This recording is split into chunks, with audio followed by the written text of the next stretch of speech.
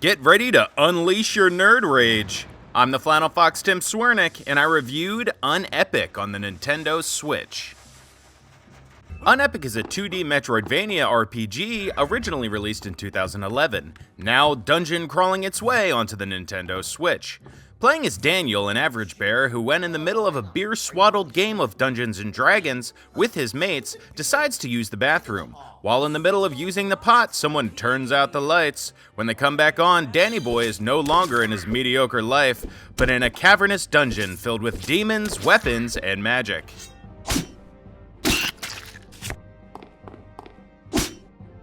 As a typical side-scrolling platformer, you can move, jump, use your weapon, and have an action button, which works for interacting with different parts of the environment and picking up loot.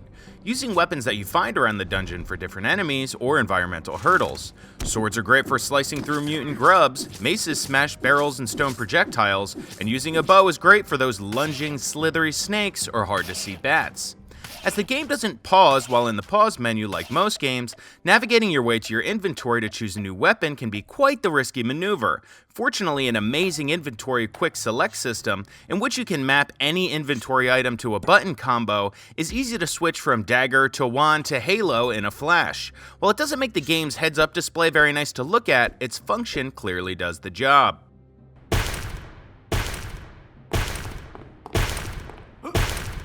From Star Wars to Harry Potter, Unepic certainly drops in enough funny references to keep the average nerd laughing, really leaning into the fact that Daniel, the main character, knows tons about geek games and movies, that it breaks the fourth wall and allows you to relate with him even more. While most video game stories are cliche and predictable, Unepic realizes that it's being cliche and really leans into it. At the beginning, you're possessed by a faceless soul who's continuously wishing for your demise so that he can be free. As a result, he's always leading you to your death, so when reaching a fork in the road where you have to decide to trust someone or not, if you do the opposite of what he tells you, it's pretty much a safe bet that you made the right decision.